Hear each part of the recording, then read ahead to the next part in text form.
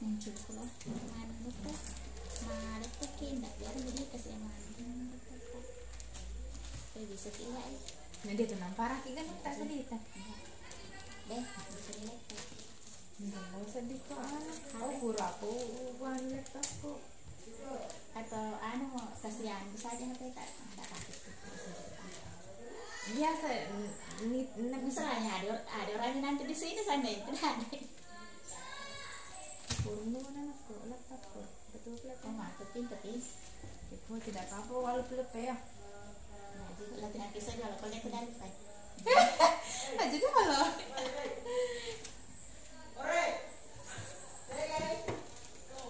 bosan dari Pak Haris itu tuh bosan salah nah itu di ya anu bayar uang pada cewek sih udah boleh mau bisa mandang ya udah boleh lampa boleh cari mandang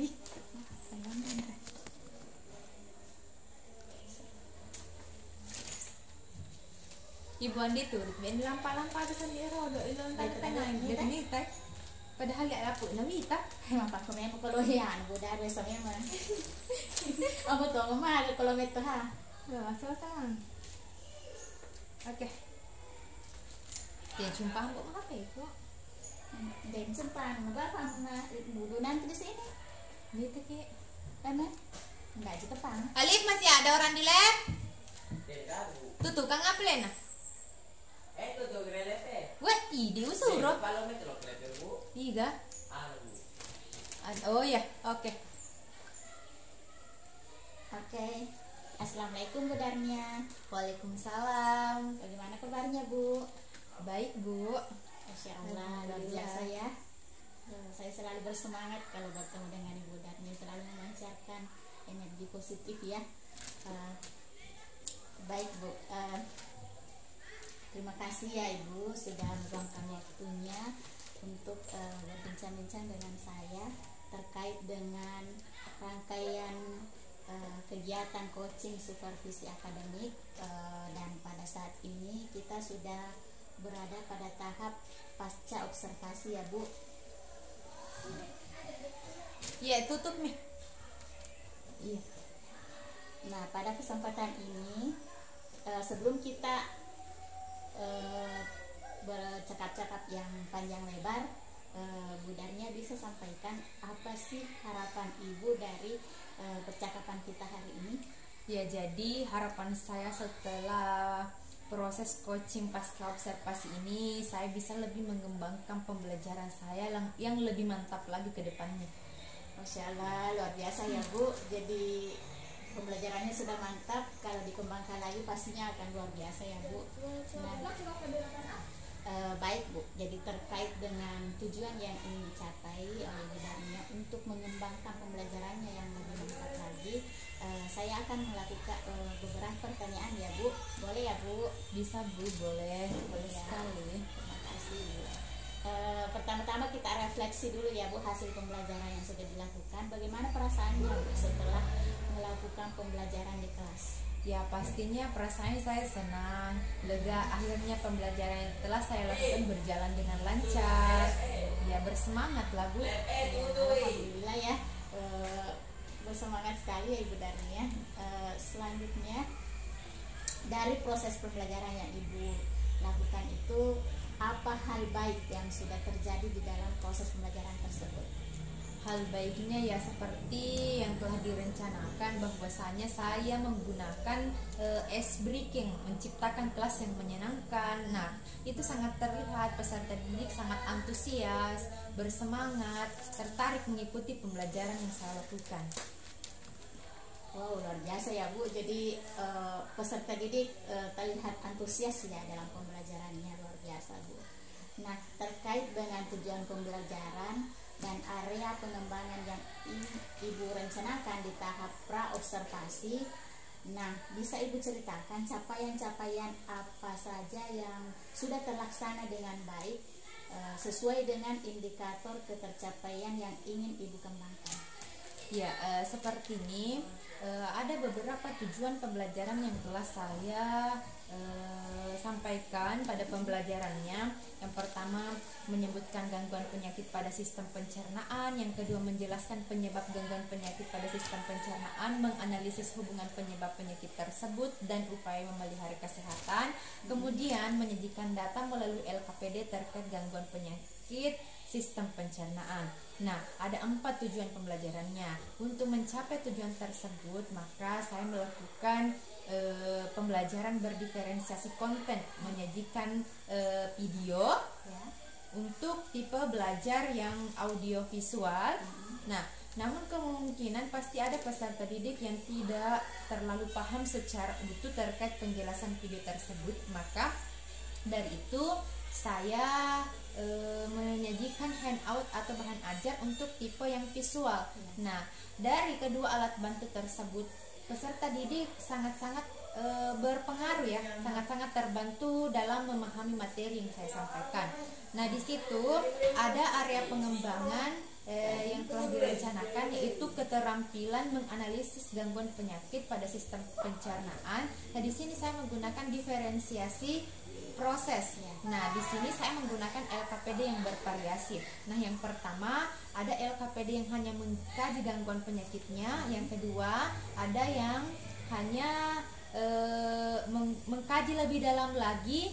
Nah, kemudian di situ ada studi kasus. Kemudian LKPD yang ketiga ada studi kasus. Kemudian di situ diterapkan data-data presentasi gangguan penyakit tersebut. Ada 1 kasusnya. Kemudian peserta didik membuat grafiknya, diagram batang nilai seperti itu, semacam itu. Nah, dilihat dari hasil LKPD tersebut, ternyata peserta didik sudah dapat memecahkan, menganalisis masalah di dalam LKPD tersebut. Ya. Jadi berdasarkan LKPD yang dikerjakan oleh murid itu terlihat ya bahwa area pengembangan yang ingin dicapai itu kompetensi peserta didik untuk menganalisis terkait gangguan penyakit pada pencernaan itu sudah tercapai, Bu ya. Iya, Bu. Masya Allah, luar biasa, Bu. Keren sekali. Nah, selanjutnya menurut Ibu Darnia, hal-hal apa saja yang masih perlu untuk diperbaiki lagi atau ditingkatkan lagi dari proses pembelajaran yang sudah dilakukan tersebut?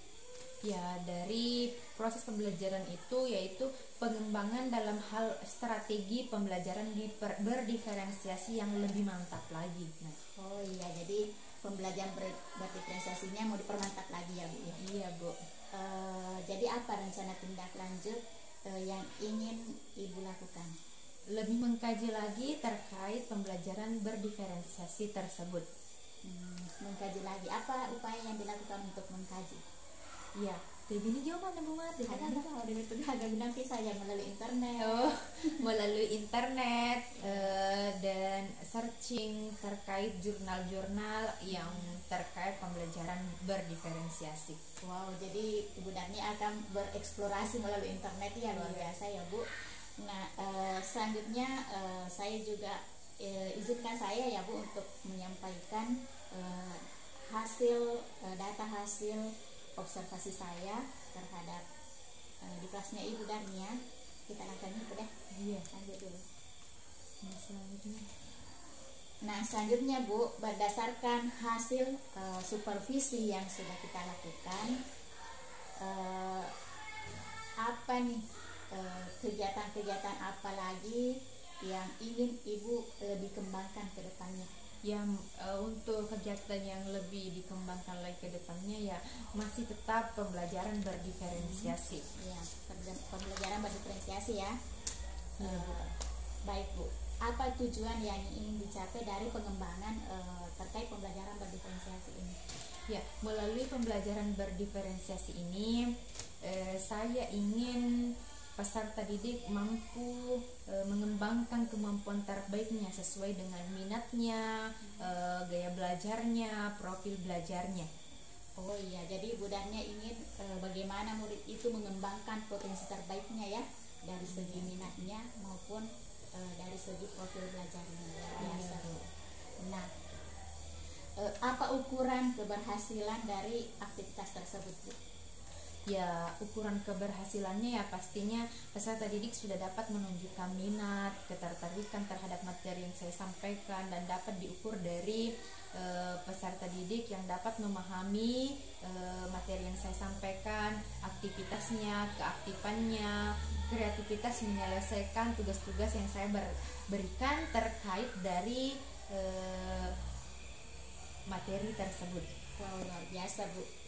Selanjutnya apa pendukung yang dibutuhkan untuk aktivitas pengembangan tersebut? Nah, pertama-tama saya pasti melakukan tes diagnostik, memetakan kebutuhan belajar peserta didik ini. Ya. Nah, setelah saya ketahui kebutuhan belajarnya, maka saya bisa menentukan media, sarana dan prasarana yang dibutuhkan untuk melakukan pembelajaran tersebut. Oh, luar biasa ya Bu. Nah, kira-kira berapa lama waktu yang dibutuhkan Bu untuk pelaksanaannya? Ya, kira-kira mungkin 2 minggu ya Bu. 2 minggu ya Bu ya.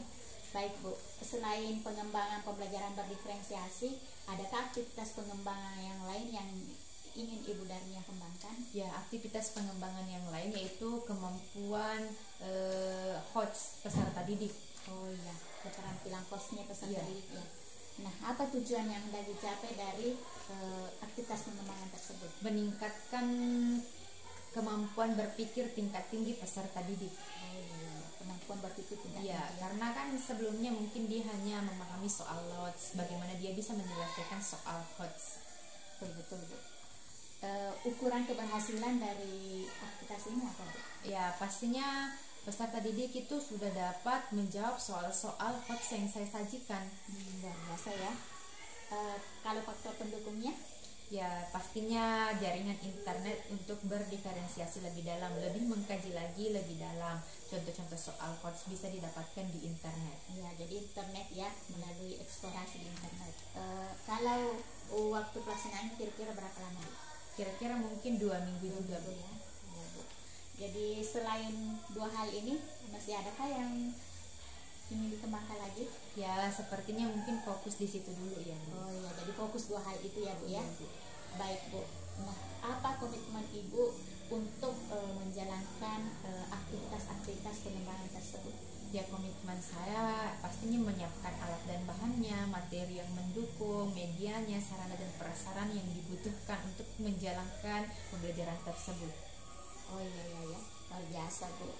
Siapa pihak yang akan dilibatkan dalam aktivitas ini? Ya, pastinya kepala sekolah, rekan sejawat untuk berkolaborasi, bercurah pendapat. Oh, iya. Nah, selanjutnya kapan nih Ibu akan memulai menjalankan aktivitasnya ini? Ya, mau pesan kan Pak, minggu depan ada libur nih. Jadi mungkin bilang setelah tahun ajaran baru, Nanti aja ya. setelah dulu bilang nanti saja minggu ini. Ya, minggu ini. Iya, bilang saya rencanakan minggu ini. Saya rencanakan minggu ini. Iya, jadi secepatnya ya Bu ya, Bisa minggu ini secepatnya. langsung di baik Bu.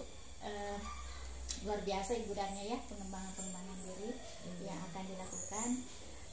Selanjutnya apa sih? Jadi kita sudah di akhir nih, sesi akhir dari perbincangan kita. Bu Darnia, apa manfaat yang diperoleh dari perbincangan kita hari ini? Ya, manfaatnya saya bisa merefleksi pembelajaran yang telah saya lakukan, kemudian dari hasil refleksi itu saya juga bisa menemukan ide-ide yang bisa menjadi solusi di dalam pembelajaran saya ke depannya. Wow, luar biasa ya Bu. Jadi Ibu sudah merefleksikan pembelajarannya dan menemukan ide-ide pengembangan ya untuk kedepannya. Baik Bu, bagaimana dengan perasaan Ibu setelah melakukan coaching pasca observasi ini? Ya, pastinya senang, bersemangat, dan saya pastinya lega. Unek-unek saya terkait pembelajaran akhirnya tercerahkan dan mendapatkan solusi yang sangat-sangat baik untuk dilakukan. Luar biasa Bu. Saya juga sangat terinspirasi dari jawaban-jawaban Bu Darnia yang sangat luar biasa untuk pengembangan diri ke depannya. Baik Bu, jadi kita ketemu lagi ya setelah Ibu melakukan aktivitas-aktivitasnya ini. Insya Allah kita ketemu lagi untuk sharing lagi apa hasil-hasil yang sudah dicapai ya Bu ya. Iya Bu. Oke. Apa yang terjadi?